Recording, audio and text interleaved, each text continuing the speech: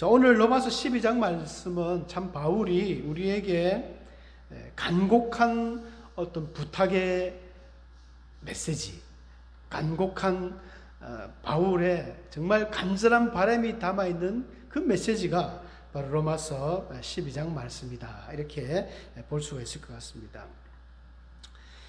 바울은 이 로마서 12장 말씀은 어찌 보면은 로마서의 총 결론과 같은 그런 말씀이라고 봐도 될 것 같습니다. 1장부터 바울은 인간의 그런 나약한 우리 모습들, 죄로 범벅이 되어 있는 인간의 그런 어쩔 수 없는 그런 죄악 속에 있는 인간들의 모습을 이야기하면서 도저히 우리 스스로는 의롭게 되지 못하니까 예수님이 이 땅에 오셨습니다. 모든 사람이 죄를 범하였음에 하나님의 영광에 이르지 못하기 때문에 친히 하나님께서 이 땅에 오셔서 사람들을 그냥 죄가 있지만 그 죄를 관과하시면서 그냥 예수님의 그 그리스도의 옷을 입혀주시고 그냥 너희를 의롭다 이렇게 칭의해 주셨습니다. 의로운 사람으로 우리를 인정해 주셨습니다. 그렇다고 해서 우리가 완전히 의로운 사람으로 변한 것은 아닙니다. 우리 마음속에 여전히 죄라는 것이 우리를 괴롭히고 있습니다. 내가 아무리 하나님의 의로움을 받은 칭의받은 하나님의 자녀가 되었지만 여전히 우리 마음속에는 두 마음이 싸우고 있었죠. 하나님을 잘 믿고 잘 하려고 하는 그런 의로운 마음이 있는가 하면 또 이 죄라는 것이 계속해서 이 죄의 씀뿌리가 우리를 신앙생활을 방해하고 있습니다. 그래서 바울도 정말 믿음의 대사도였던 이 바울도 고백하기를 오호라 나는 곤고한 사람이다. 환장하겠다 그랬죠. 미칠 것 같다. 내가 이렇게 힘든 삶을 살고 있다. 마음으로는 하나님의 법을 섬기지만 또 다른 내 마음속에 죄의 법이 그 죄의 법 아래로 자기를 끌어간다는 거죠. 맨날 진다는 것입니다. 우리 성도님들도 동의하실 거예요. 아무리 신앙적으로 열심히 하고 싶지만 이 죄의 법 아래로 끌고 가니까 또 실패하고 또 넘어지고 또 하나님 보기에 부끄러운 우리들 모습 아니겠습니까? 바울이 그것 때문에 너무 괴로워했지만 로마서 8장에서 더 이상 괴로워하지 않습니다. 그러므로 그리스도 예수 안에 있는 자에게는 어떤 정죄도 없다는 것입니다. 결코 정죄하지 않기 때문에 내가 더 이상 혹 설령 넘어지고 범죄했을지라도 마귀가 나를 정죄하지 않을 것이다. 하나님도 나를 정죄하지 않는데 네가 뭔데 나를 정죄하느냐. 내가 비록 연약해서 넘어졌을지라도 하나님은 여전히 내 편이다. 아들이 아무리 말을 안 듣고 부모님 속을 썩여도 야 이놈의 나 집 나가라. 그래도 그 본 마음은 아니죠. 또 그걸 또 아멘하고 나가는 애들도 있습니다. 요새는 아싸 하면서 나가가지고 친구 집에서 막 자고 하는데 그리 한들 걔가 내 아들이 아니다라고 우리는 말 못하지 않습니까? 영원히 내 아들입니다. 우리는 하나님의 영원한 아들이고 딸입니다. 한번 우리 구원받은 백성들은 하나님이 이 손을 놓지 않습니다. 꽉 잡고 있습니다. 얼마나 이것이 큰 은혜입니까? 우리가 조금 범죄해가지고 몹쓸 죄를 지었다. 우리 인간이 판단할 때에 어떻게 그럴 수가 있나? 목사가 어떻게 그럴 수 있어? 장로가 어떻게 그럴 수 있나? 집사, 권사가 야 그게 무슨 잡사지 집사냐? 하면서 욕을 많이 합니다. 그건 인간들의 판단이고 인간들의 비판하는 기준이지 하나님은 여전히 우리를 지키신다는 거죠. 이게 얼마나 큰 은혜인지 모릅니다. 여러분 에스겔서에 보면 참 놀라운 그 부분이 있어요. 다음 기회가 되면 한번 말씀을 전하겠습니다만 우리가 그 바벨론에서 포로들이 돌아왔을 때 1차 포로로 돌아올 때 스룹바벨이라는 총독을 앞세우고 대제사장 여호수아가 있었습니다. 여호수아 대제사장이 함께 와서 이렇게 그 스룹바벨 무너진 성전을 새롭게 건축할 때에 이게 나중에 에스라 느헤미야에서 보면은 이 많은 민족의 지도자들이 이방 여인과 결혼을 해가지고 이 몹쓸 행동을 해서 에스라가 굉장히 혼을 내지 않습니까? 그 명단에 보니까 대제사장 여호수아가 있었어요. 얼마나 부끄러운 일입니까? 대제사장 여호수아가 그런 일을 행했다니까요. 근데 이름을 좀 예수아라 약간 바꾸어서 사람들이 모를 뿐이지 원문에는 똑같습니다. 그래서 에스겔서에 보면 하루는 사탄이 나타나가지고 대제사장 여호수아가 하나님의 딱 존전에 서가 있는 거예요. 하나님 앞에 혼이 나겠죠 이제. 그래서 사탄이 옳다고 해가지고 이제 막 저 죽었다, 하나님한테 이제 완전히 막 끝났겠지 하고 이제 에스겔이 환상 보는 내용입니다. 그러니까 끝났을 줄 알았는데 하나님이 여호수아에게 뭐라냐면은 막 혼을 낼 줄 알았는데 저 더러운 옷을 버리고 새 옷을 입혀주라는 거예요. 모기가 새로운 옷을 입혀주라. 혼을 안 내시는 거예요. 사랑하는 성도 여러분, 저도 마찬가지고 여러분들도 마찬가지고 우리 때로는 인간의 이 참 어쩔 수 없는 나약함 때문에 죄를 지을 수 있지만 그 죄를 하나님이 막 꼬치꼬치 우리 인간처럼 따지면 우리 신앙생활을 못합니다. 교회에 남아있을 사람 아무도 없을 거예요. 하나님은 우리의 그 죄보다는 예수님의 그 의로운 그 옷을 보면서 넘어가시는 거예요. 아버지의 마음처럼. 아무리 자식이 잘못해도 그냥 눈 감아주는 것처럼. 이웃집 아저씨는 뭐라 할지 몰라요. 밑에 아랫집 아주머니는 혼을 낼지 모르지만 아버지가 아들을 품어준다는데 우리가 이런 큰 은혜를 받았지 않습니까? 그러므로 어떻게 해야 되겠습니까? 바울이 그 이야기를 하고 싶은 거예요. 그러므로 형제들아 잘해야 되지 않겠느냐? 그게 12장 말씀입니다. 그러므로 형제들아 너희가 그렇게 큰 은혜를 받았으니까 어떻게 해야 되겠느냐?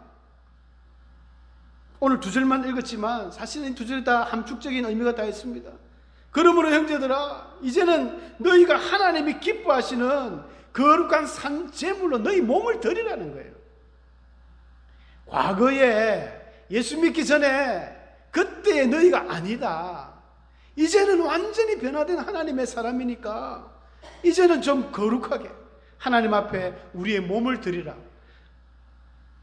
몇 가지 살펴보면 그렇습니다. 첫 번째, 하나님이 기뻐하시는 우리 제물이 되어야 됩니다. 여러분, 하나님은 구약의 모든 제사는 제물이 있었지 않습니까? 제물이 없으면 제사는 성립이 되지 않습니다. 그래서 하나님께서는 제사 드릴 때에 내게 나올 때 빈손 들고 오지 마라 그랬습니다. 왜 빈손으로 오면 제사가 안 되냐면 제사를 드릴 예물이 있어야 돼요. 뭐 소든 염소든 양이든 돈이 없으면 비둘기라도, 집에 키우는 비둘기라도, 비둘기 없으면 산에 가서 비둘기 잡으러 오라 했습니다.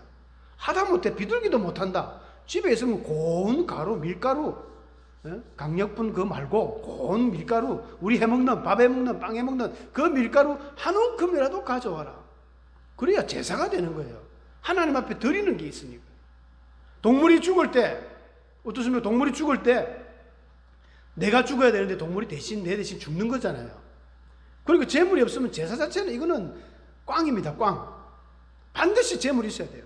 그런데 이 제물을 하나님이 보면 기뻐하는 제물이 있고 하나님이 싫어하는 제물이 있습니다. 성경에 다 있습니다. 제가 뭐 간단하게 우리 사르밧 가부와 가부의 두렙돈 다 아는 이야기들 적어놨습니다. 한날은 엘리야가 막 그 갈멜산에서 이 850명 바알과 아세라 그 선지자 싸우다가 이제 이겼잖아요. 이기고 나서 그때까지 싸움 그 직전에 보면 이 3년 반 동안 비가 안 왔습니다. 가뭄이 들었어요. 그때에 사람들이 전부 이제 굶어 죽게 생겼죠. 그때 하나님께서 엘리야도 먹을 게 없으니까 하나님이 어느 날 엘리야에게 야, 너 저 시돈 땅에 그 사렙다라고 하고 사르밧이라고 합니다.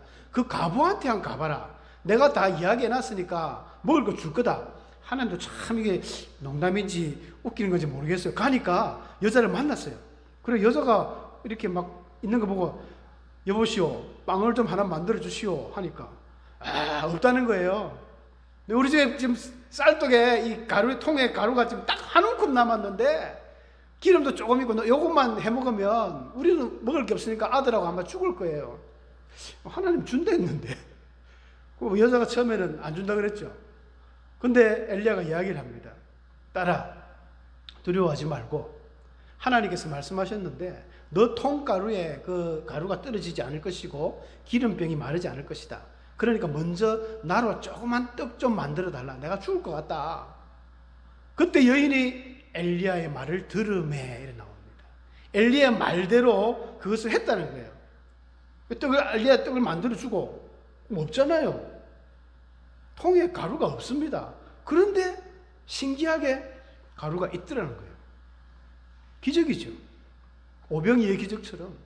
하루 만들어주고 없는데, 어디서 났지? 또 해가지고 자기 아들하고 자기도 먹었어요. 하루 먹었으면 끝나야 되지 않습니까? 그 다음날 또 있는 거예요. 또 하고, 또 하고, 또 하고, 언제까지? 가뭄이 끝날 때까지. 3년 반 동안에. 예수님이 그 사르밧 가부를 칭찬했지 않습니까? 이스라엘에 가부가 없었느냐? 그 수많은 가부가 있었는데 왜 하필 이방 그 시돈 땅에 있는 그 사렙다 가부가 구원을 받았느냐? 하나님이 기뻐하시는 행동, 순종의 삶을 살았기 때문입니다. 가난한 가부가 2렙돈 드리는 것을 보고 예수님이 또 칭찬했습니다. 그날 드린 많은 사람들이 헌금한 사람보다 제일 많이 했다. 렙돈은 그 동전, 이 화폐로 치면 제일 작은 단위의 돈을 렙돈이라고 합니다. 노동자 하루가 일하면 보통 한 데나리온이라 하죠. 드라크마, 데나리온 똑같은 단위인데 오늘날 일당으로 10만 원 치면 그 10만 원에 그 다음에 중간에 아사리온이라는 또 단위가 있습니다. 참새 2마리를 살 수 있는 그 정도 돈이 한 아사리온인데 이게 16아사리온, 그것이 한 데나리온 똑같기 때문에 16배거든요. 그거보다 작은 게 또 고드란트가 있습니다. 고드란트가 2고드란트가 두 렙돈이 한 고드란트가 되는데 이 단위를 자꾸 쪼개고 하면요. 계산기를 두드려 보면 얼마 안 되는 1,500원 정도 됩니다. 1,500원. 오늘날 화폐로 치면 1,500원이고 그 당시에도 가장 작은 거. 그러나 가부는 예수님이 뭐라고 하셨습니까? 그는 많은 사람들은 풍족한데 드렸지만 자기가 가진 가난한 그것 중에서 전부를 드렸다는 거예요. 그래서 주님의 칭찬을 받았습니다. 하나님이 기뻐하시는 재물이라는 것입니다. 양의 작고 많음이 아니라 중심이죠, 중심. 하나님은 형식적이고 가식적인 재물을 굉장히 싫어합니다. 여러분 아모스 선지자의 그 성경책을 보면 그 당시는 북이스라엘 여로보암 2세가 아주 타락했던 그 시대인데요. 여로보암 2세가 왕이 신앙적으로는 엉망입니다. 개판이었습니다. 그러나 돈이 많았어요. 굉장히 부국하고 힘이 있어가지고 주위의 나라를 다 뭐 집어삼킬 정도로 돈이 넘쳐나니까 향락, 사치, 태폐 문화가 발달해버립니다. 돈이 많으면 원래 그래 됩니다. 그래서 이 사람들이 돈이 많으니까 예배는 안 드리는데, 근데 참 사람들이 신기하죠. 돈이 많아가지고 자기가 막 향락하고 사치하면서도 뭔가 찝찝해요. 교회 다니는 성도님들이 어느 날 갑자기 복권을만 맞아가지고 돈이 막 넘쳐나면 막 놀러는 다니고 싶은데 어딘가 모르게 찝찝해요. 교회를 안 가면. 그것처럼 북이스라엘 사람들이 예배를 드리긴 드립니다. 근데 형식적으로 드려요. 아침마다 희생제물을 드리고 3일마다 11조를 드리고 수언제, 낙헌제를 많이 드려요. 드리기는 드리지만 정성이 없는 정성이 없는 그런 막 제물을 드리니까 하나님이 아모스 그 5장 24절에 21절에 내가 너희 절기들을 미워하며 멸시한다. 너희 성회들을 기뻐하지 아니한다. 다음 주가 되면 맥추절인데 여러분들 마찬가지입니다. 뭐 성의 없이 그냥 아이고 하나님 앞에 이거 뭐 드리면 되지. 하나님 이거 먹고 떨어지세요. 하나님은 거지가 아닙니다. 절대 기회가 하나님은 거지라서 재물 갖고 온다 뭐 갖고 온다 한 거 아닙니다. 하나님이 오죽했으면 너희 절기들을 내가 미워하고 멸시하고 너희 성회, 너희 뭐 수원제, 낙헌제, 맥초절, 성탄절 나 다 싫다 이제 갖고 오지 마라. 하나님이 그렇게 이야기합니다. 왜 그럴까요? 기뻐하지 않는 재물이라는 것입니다. 바울 사도는 우리의 몸을 하나님께 드리되 하나님이 기뻐하시는 재물로 드리라는 것입니다. 그리고 우리의 몸을 드리라는 것이죠. 몸을 드리라니까 우리 지금 살아있는 몸을 우리가 어떻게 드리겠습니까? 여기에서 이 몸이라는 것은 몸이 아니라 우리의 마음, 정신, 우리의 의지, 우리의 모든 희망, 소망, 야망 이런 모든 전인격을 다 드리라는 그런 의미입니다. 특히 드리라는 것은요, 이게 원어적인 의미는 드려가지고 마음대로 그냥 하게 하라는 겁니다. 주인에게, 여러분 종들이 주인에게 주인님, 이제 제가 종은 주인님 것입니다. 그 말은 무슨 말입니까? 이제 주인님 마음대로 하시라는 거예요. 종은 주인이 가라 하면 가고 서라 하면 서고요. 죽으라 하면 죽는 신용도까지 하는 게 종입니다. 우리는 이제 하나님을 우리의 주인으로 큐리오스, 주님이라는 큐리오스가 주인이라는 뜻입니다. 주님께 우리가 드렸습니다. 하나님 우리 주인이세요. 그러면 하나님 마음대로 쓰시라고 우리가 맡기는 거예요. 아직도 뭐 내가 막 살아가지고 그거는 거듭난 사람이 아닙니다. 내가라는 것은 사라지고 하나님이, 내 안에 예수님이, 이게 살아 움직이는 사람이 거듭난 사람이죠. 헌금도 마찬가지입니다. 이 시간 헌금 이야기를 잠시 드리면 그래요. 헌금도 우리가 어떤 분들은 교회 헌금을 해놓고는 무슨 그 세무서에서 나온 조사원도 아니고 내 헌금이 어디로 쓰이는가 막 조사하고 다녀요. 어디 썼지. 참고로 여러분 드리면 헌금이라는 것은 우리 헌금함에 넣는 순간, 손에서 놓는 순간 그 다음부터는 하나님의 것이 됩니다. 헌금이라는 건 그래요. 내가 하나님 앞에 정성껏 준비해가지고 드리는 그 순간 우리 하나님께 되는 거죠. 그게 목사님 것입니까? 장로님 것입니까? 아닙니다. 교회의 필요에 따라서 이게 쓰고 저게 쓰고 우리 당에서 결정해서 쓰겠죠. 그러나 인간이기 때문에 어떤 목사님들이 실수로 잘못 쓰고 뭐 또 횡령을 하는 경우도 있어요. 그럼 하나님이 그 사람한테 책망하시고 하나님이 그 사람에 반드시 벌 줍니다.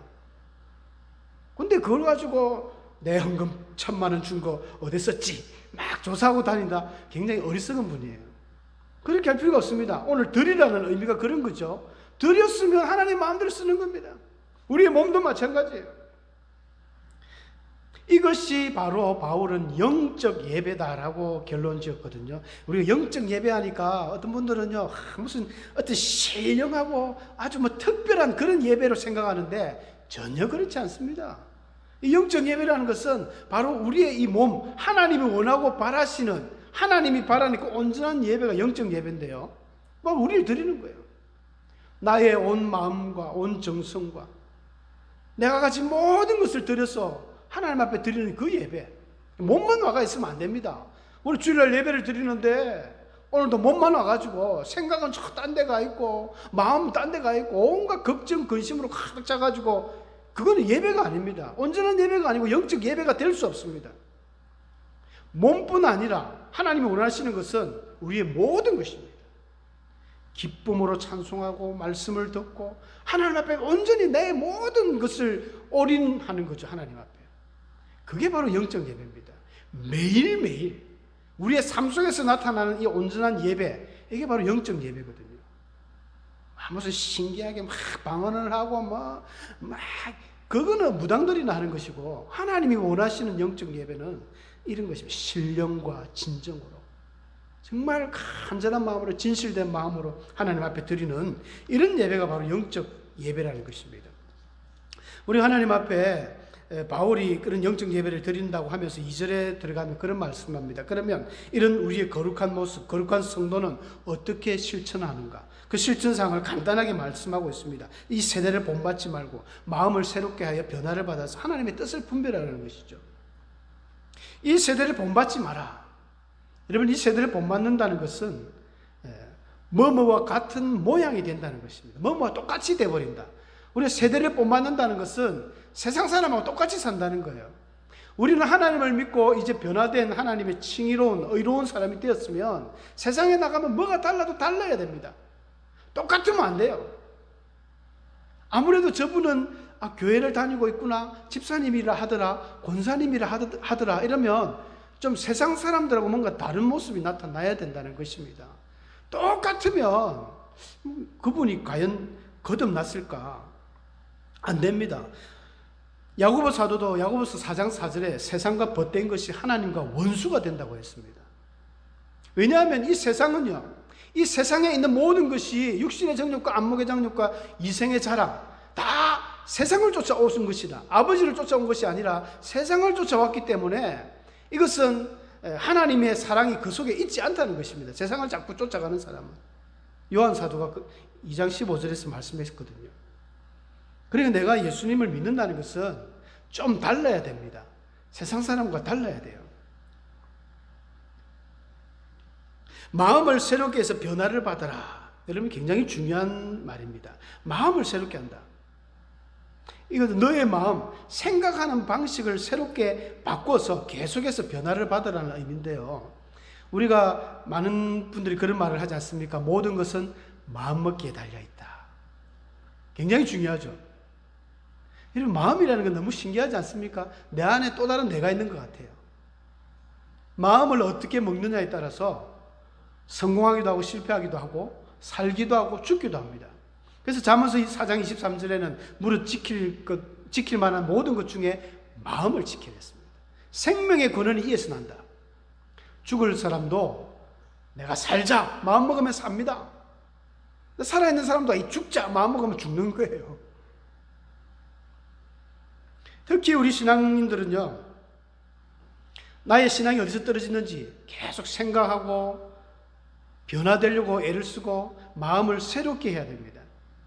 에스겔서 18장 31절에 보면 너희는 너희가 지었던 모든 죄악을 버리고 마음과 영을 새롭게 할지어다. 어찌 죽고자 하느냐, 이런 말씀이 있어요. 항상 성경은 첫 번째가 마음의 변화였습니다. 굉장히 중요합니다. 마음이 먼저 변화되면 행동도 변합니다. 근데 이걸 거꾸로 하시는 분들이 있어요. 행동부터 바뀌고 마음을 바꾸려고 하는데 그거 잘 안 됩니다. 전도하면 그러죠. 아이고 제가 많았어. 제 술 담배 끊고 교회 오겠습니다. 평생 못 옵니다. 힘들죠. 행동부터 바꾸고 이래 하겠다. 굉장히 어렵습니다. 또 그렇게 하시는 분들이 있긴 있어요. 그거는 가식적인 행동입니다. 내가 예수님한테 이렇게 바뀌었어요. 며칠 가도 못합니다. 행동부터 바뀐 사람들은요, 얼마 못 갑니다. 보여주기 위한 식의 삶이거든요. 거룩하게 성경을 보는 척, 주일날 교회 갈 때도 거룩하게 가고, 남들에게 보여주기 위한 그런 행동의 변화는 큰 의미가 없습니다. 먼저 마음이 변화돼야 됩니다. 마음이 깨져야 됩니다. 하나님 앞에 마음에 내가 이렇게 살아서는 안 되는구나. 변화돼야 되겠구나. 주일마다, 예배 때마다, 기도회 때마다 변화가 일어나야 됩니다. 그래서 결단이 일어나고 다시는 하나님 말씀 봐야 되겠구나. 기도해야 되겠구나. 내가 찬송 불러야 되겠구나. 내가 세상에 나가서는 하나님의 냄새를 풍겨야 되겠구나. 마음이 변화가 되면 자연적으로 우리의 행동이, 삶이 따라가게 되어 있습니다. 항상 마음이 첫 번째라는 거 기억하시고, 그래서 마음을 새롭게 해서 변화를 받아라 라고 바울도 이야기하고 있지 않습니까? 그렇게 해서 하나님의 뜻을 분별하라 라는 것입니다. 우리는 정말 하나님의 뜻이 무엇인지 참 알기 힘듭니다. 때로는 이해할 수 없는 그런 하나님의 섭리도 있습니다. 특히 욥 기서를 보면 그런 게 많이 나오죠. 욥은 왜 고난받는지 자신은 몰랐습니다. 그러니까 나중에 가서는 하나님께서 그 복에 더 2배의 복을 더 주시지만 그 당시는 너무 괴로웠어요. 때로는 우리는 왜 이런 고통이, 고난이 내게 오는지 답을 줄 수 없습니다. 하나님의 섭리예요. 그 하나님의 그 어떤 영역을 우리가 감히 이렇게 저렇게 말 못합니다. 그 어리석은 욥의 새 친구처럼 그렇게 될 수 있어요. 판단할 수 없습니다. 그러나 웬만한 것들은 우리가 하나님의 뜻을 찾고, 하나님 과연 나에게 원하는 게 무엇일까 계속 생각하면 하나님의 뜻을 알 수 있습니다. 대부분 하나님 알게 해놨어요. 특별한 하나님의 섭리의 경우 말고는. 그러니까 우리는 영적인 이 레이더를 항상 하나님을 향해서 주파수를 맞춰놔야 돼요. 그런 사람들은 들립니다. TV를 보다가도 들립니다. 드라마를 보다가도 들립니다. 신기합니다. 하나님 음성이 막 들려요. 심지어 내가 나쁜 짓을 하고 범죄를 하는데도 들립니다. 하나님 우리 양심을 통해서, 우리의 어떤 하나님의 감동을 통해서 막 하나님의 음성을 주시는 거예요. 예배 때는 말할 것도 없고요. 항상 이 주파수를 하나님께 고정하는, 하나님의 뜻을 분별하려고 애를 쓰는 이런 우리들의 자세가 필요합니다.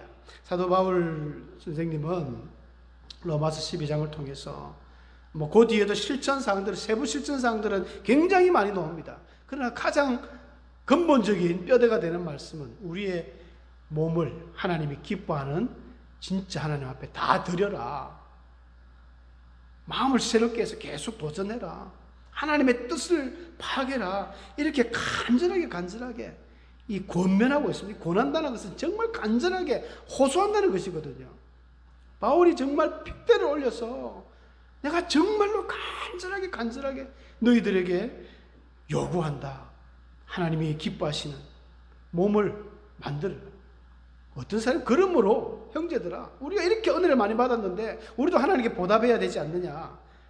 제가 한번 적어봤습니다. 그러므로 형제들아 의로운 하나님의 백성답게 거룩하게 살아가라. 쉽게 이야기하면 그런 것입니다.